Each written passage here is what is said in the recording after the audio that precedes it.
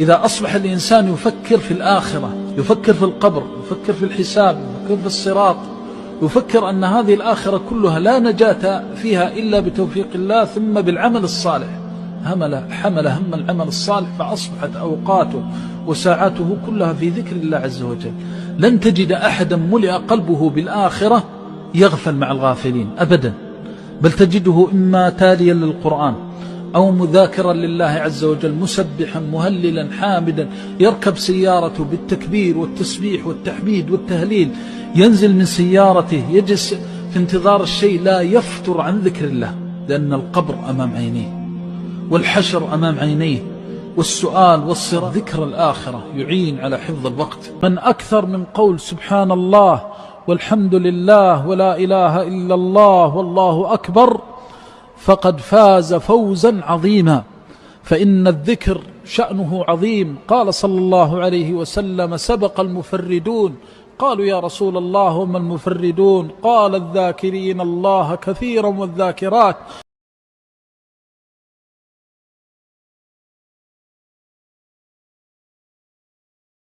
السلام عليكم ورحمة الله وبركاته، حبيباتي ومحباتي من قناة عيشي حياتك مع أم علياء. معادنا النهاردة مع فيديو هادي وكمان دعوة للتفاؤل من القلب للقلب كالعادة.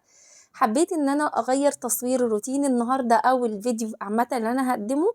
كل مرة بقدمه على روتين تحفيزي تشجيعي، ولكن علشان الملل قلت اقدمه بصورة مختلفة النهاردة. قولولي الفيديو بالطريقة بتاعت النهاردة هتعجبكم، تابع الفيديو بالكامل وشوفيه كده وقوليلي رأيك. اكسر كل شويه الملل بتاع روتينات بفيديوهات زي كده ولا استمر في الطريقه دي كده على طول؟ قولولي في التعليقات، مستنيه رايكم. ما تنسيش تعملي لي لايك، جزاكم الله خيرا دعما ليا وكرما منك. ولو اول مره تزوري القناه اكيد يسعدنا انك تنضمي لينا وتشتركي في القناه. بصوا، قبل لما ابدا كده اخد الاستفسارات او التعليقات اللي بتيجي على الفيديوهات اللي بتكون قبل كده، عايزه اقول لكم سامحوني، انا باخد التعليقات قدر الامكان. الفيديو ما بيكونش طويل، بحاول ان انا اعمل كل يوم فيديو، بس اخر يومين دول ما كنتش عملت فيديوهات. كنت لسه بقى مخلصه امتحانات وباخد كده فتره ريست وراحه علشان ببدا اعمل لكم فيديوهات جديده الفتره الجايه ان شاء الله باذن الله. وكمان باخد فتره نقاهه كده من الامتحانات وتعب الامتحانات انا والاولاد كمان. عايزه اقول لكم شكرا جدا على تحملكم ليا، سواء كانت في فتره تعبي او فتره الامتحانات. وسامحوني لما كنتش بلحق ارد على الواتس، كنت بحط لكم رقم الواتس في التعليقات علشان ما حدش يقول ان انا مش عايزه احطه وتزعلوا، ولكن انا كنت عارفه ان انا ما كنتش هقدر ارد في الفتره دي على كل الواتس اللي بيجي او كل الرسائل اللي بتيجي هناك. فحاولت ان انا ارد قدر الامكان، واللي ما ردتش عليه ما يزعلش، هقعد بقى خلاص واقعد على التليفون كده ساعه زياده بالليل وارد عليكم ان شاء الله باذن الله حبايبي. وكمان التعليقات والله يا بنات مش من السهل ابدا ان انا اخد كل الاستفسارات وارد عليها في حلقه واحده. فانا مثلا هبدا الحلقه دي باخد اكتر لايكات بتيجي على اللي بتكون بارزه قدامي وبرد عليها. وبرضه بفر كده التعليقات لو في تعليق مهم، يعني صاحبته ما ينفعش تستنى من غير ما ارد عليها، فلازم هرد عليه حتى لو ما كانش واخد لايكات التعليق. بصوا، اول حاجه في التعليق بتاع الفيديو اللي فات بتاع روتين قدوم شهر رجب، حبيبتي بتقولي جايب حوالي 50 لايك، فبتقولي حبيبتي يا ام علياء كنت عاوزه اقولك على حاجه بتحصل لي في الصلاه. انا عندي مشكله في الصلاه.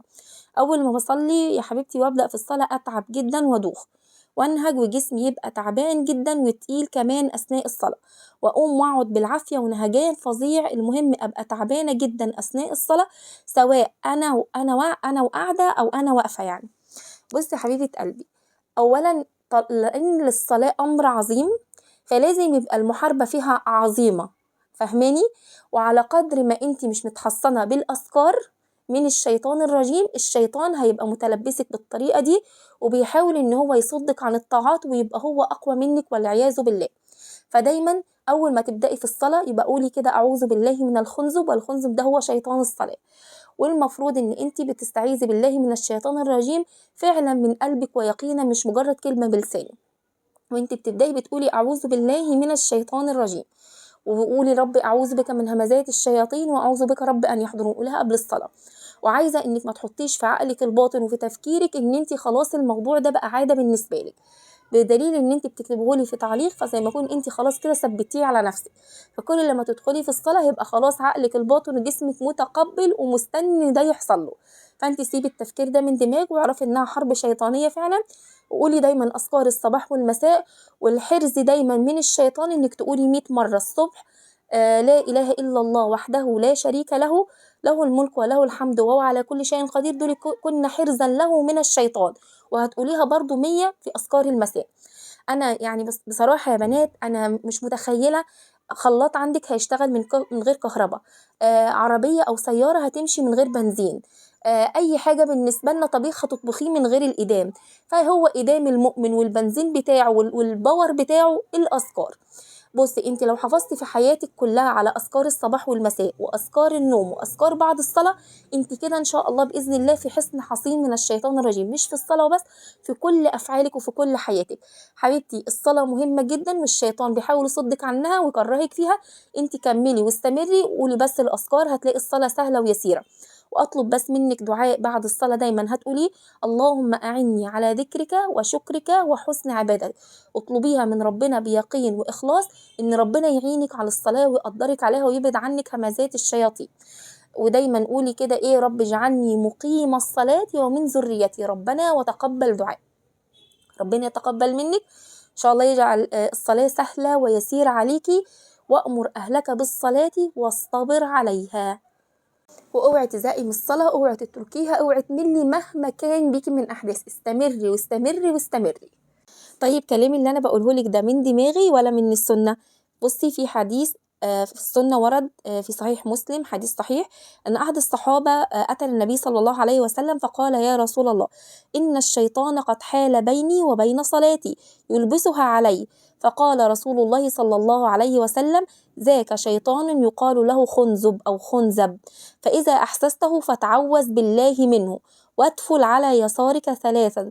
قال: ففعلت ذلك فأذهبه الله عني. لما قلت لك كده في أول الفترة، لما كنت بقول لك لما يجي لك كده يبقى في شيطان اسمه الخنزب، المفروض تتعوذي بالله منه ثلاثة، لو انت جوه الصلاة ادفري على يسارك ثلاثا هيذوب الله عنك. تمام؟ ده كده حديث صحيح حدث لأحد الصحابة ذلك، وهذه نصيحة رسول الله صلى الله عليه وسلم له. يلا حبيباتي كده صلوا على النبي صلى الله عليه وسلم. تعالوا بقى نشوف حبيبتي اللي بتقولي سؤال. حبيبتي من الجزائر بتقولي: أحبك في الله وأشكر الله لأني معك في القناة فعلا دين ودنيا، جزاكم الله خيرا حبيبة قلبي. بتقولي: من فضلك عندي سؤال وأرجو الرد عليه لأني بثق فيكي. طبعا على راسي والله، الله يعزك. أنا أتناول حبوب منع الحمل واحب الصيام شهر كامل. تقريبا هي بتتكلم عن شهر رمضان، هي ما ذكرتش بس اكيد الواضح انها بتتكلم عن شهر رمضان. واقرا القران فيه: اريد ان اصوم الشهر كامل، هل يجوز لي ان اتناول الحبوب مده شهر كامل؟ من فضلك اريد جواب. بصي يا حبيبه قلبي، الموضوع ده جائز، تمام، بس بشرط ان ما يحصلش ضرر من وراه. لان اعرف في ستات كتير مثلا هم رايحين عمره او حج او عايزين يصوموا رمضان بياخدوا الحاجات اللي بتمنع نزول الحيض، بس بعدها بيحصل لهم نزيف لفتره طويله، بيضطروا يعملوا عمليات تنظيف بسبب هرموناتهم بتتلخبط بنسبه 100%. فمش كل الستات زي بعض. لو انت متعوده على طول بتعملي كده والحمد لله انت في مأمن وما حصلكيش اي اضرار لما انت منعتي نزول الحيض، الامر الطبيعي اللي ربنا كتبه عليكي، هو جائز. يعني هو مش هقولك ان هو حرام، ولكن بشرط ان انت تبقي في مأمن وما يكونش فيه ضرر عليكي. وعايزه اقولك ان اصلا الحيض شيء كتبه الله على بنات ادم. الصحابات لما كانوا بيسالوا النبي صلى الله عليه وسلم كان بيقول: هذا شيء كتبه الله على بنات ادم. طيب المسلمه اصلا لما بتترك الصيام والصلاه في اثناء الحيض، هو ده برضو عباده حبيبتي. احنا لما بنترك الصيام بيكون تعبد لله عز وجل بالترك. العباده وفعلها تعتبر عبادة ثواب. طب احنا لما نترك العبادة بالأمر، ربنا أمرنا نترك العبادة، فهي برضو عبادة لأن احنا بنعبد الله بإجابة ما أمرنا به، اللي هي ترك العبادة في الوقت ده، فده برضو يعتبر تعبد. طيب أنا عايزة أقولك طالما انتي بتفعلي كده وبتعملي كده ومش بيحصل لك ضرر، فلا شيء عليه إن شاء الله، وده بجواز يعني المذهب الحنفي، لا ضرر وجائز إن شاء الله بإذن الله.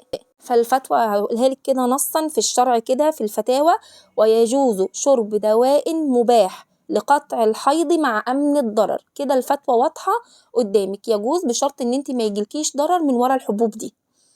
نصلي بقى على النبي حبيباتي بقى ونشوف السؤال اللي بعده. بص بقى السؤال حبيبتي اللي بعد كده بتقولي ايه: السلام عليكم يا ام علياء، اتمنى تشوفي التعليق بتاعي ضروري جدا، بالله عليكي وتجاوبيني الفيديو الجاي ارجوكي. انا معمول لي عمل او سحر، يعني انا عرفت من الاعراض ورحت للشيخ مدرس في ازهر وطلع دجال وبيعمل اعمال وفضحته وانا متاكده ان هو عمل لي حاجه. بصوا يعني القصه طويله جدا. هي برضو بتقول ايه: وانا حاسه نفسي مش نظيفه، اصلي ازاي اصلي ازاي وانا عارفه متاكده انها مش هتتقبل بسبب الافكار اللي بتجيلي، امسك المصحف واقرا البقره ازاي وانا مستحيل اقدر امسكه الكلام ده. بصي يا بنات، انا عايزه اقولك على حاجه حبيبه قلبي، طالما انت دخلتي في جو الخزعبلات ده، هو عامه انا عايزه اقول لكم على حاجه. هو مفيش حاجه اسمها شيخ بيفك وشيخ بيعمل، واحد بيعمل بالحلال وواحد بالحرام. ده انا رايحه للشيخ بس ما بعملش حاجه يا ام علي، والله ده انا رايحه عشان اعالج نفسي، ما بعملش حاجه لحد ولا بضر حد، انا رايحه افك اللي اتعمل. كل ده حرام. من اتى كاهنا او عرافا فصدقه بما يقول فقد كفر بما انزل على محمد. والله يا بنات انا الموضوع ده عايزه اتكلم فيه من زمان. كنت بشرح للبنات في الترم الاول، كنا بشرح لهم حديث اللي هو السبع الموبقات وذكر منها السحر، قاعده اشرح لهم. ففوجئت ان البنات في الفصل معظمهم بيتكلموا بيقولوا: ايه يا ابله هو حرام؟ ايه ده هو حرام ان احنا نروح لحد؟ احنا ما بنعملش حاجه لحد، ده بس اخت ابصر وقعت فمامتي مش عارفه خدتها لشيخ، احنا ما بنعملش حاجه لحد، احنا بنروح بس نفك ونشوف اللي اتعمل لنا، واحنا ما بننامش ليه وبيحصل لنا مش عارفه ايه في البيت. فوجئت ان معظم الناس ثقافتهم ان السحر او ان انا اروح لشيخ حرام ان انا اعمل لحد، لكن انا رايحه افك اللي اتعمل لي ده مش حرام. دي ثقافة خاطئة جدا. رحت العراف تعملي لنفسك تفك اللي اتعملك، الكلام ده كله غلط، لان الدجال لا يأتي بخير. رايحة علشان تعملي لنفسك تعملي لحد، ده كده بتضر غيرك. طب رايحة تفك اللي اتعملك، هما مش بيفكولك كده يعني لله وللوطن يعني، ده هو بيعمل حاجات تانية برضو غلط عليكي، بتزهقك في عيشتك وبتعملك حاجات تانية مضادة. يعني انت هو شال عنك ده وحطلك حاجة تانية والعياذ بالله. طب احنا طريقنا ايه في الموضوع ده؟ ان احنا نقرأ سورة البقرة. سورة البقرة يا بنات لا تستطيعها البطلة. الرسول صلى الله عليه وسلم قال، يعني الحديث واضح وصريح: سورة البقرة يا بنات أخذها بركة وتركها حسرة، ولا تستطيعها البطلة اللي هم السحرة. فأهم حاجة إنك دايما تقرأي سورة البقرة، وعلى الأقل كل 3 أيام في البيت بصوتك، الأفضل يكون بصوتك تقرأي سورة البقرة. اقرأي سورة الفاتحة على كوباية مية انت كده بنفسك وانفسي فيها واشربيها. قولي الرقية الشرعية اللي هي قل هو الله أحد والمعوذتين 3 مرات، وقولي آية الكرسي، خواتيم سورة البقرة اقرأيهم كده على مية واشربيهم وانفسي عليهم. حطي على راسك مية من دي، عالجي نفسك بنفسك، ولا تروحي يمين ولا تروحي شمال. الزمي تاج الذكر اللي هو الحرز من الشيطان: لا إله إلا الله وحده لا شريك له، له الملك وله الحمد هو على كل شيء قدير. كل حلقة هفضل أقول على الذكر ده يا بنات، أنا مش هسكت غير لما يبقى الذكر ده يوميا بتقولوا 100 الصبح و100 آخر النهار، وتبقى كده على لسانكم طول ما انتوا واقفين في المطبخ: لا إله إلا الله وحده لا شريك له، له الملك وله الحمد وهو على كل شيء قدير. ده يعني انت عارفة يوم عرفة الرسول صلى الله عليه وسلم قال: خير ما قلت أفضل ما قلت أنا والنبيون من قبلي لا إله إلا الله وحده لا شريك له، له الملك وله الحمد وهو على كل شيء قدير. تاج الذكر اللي هو الذكر الجامع لكل أنواع الذكر.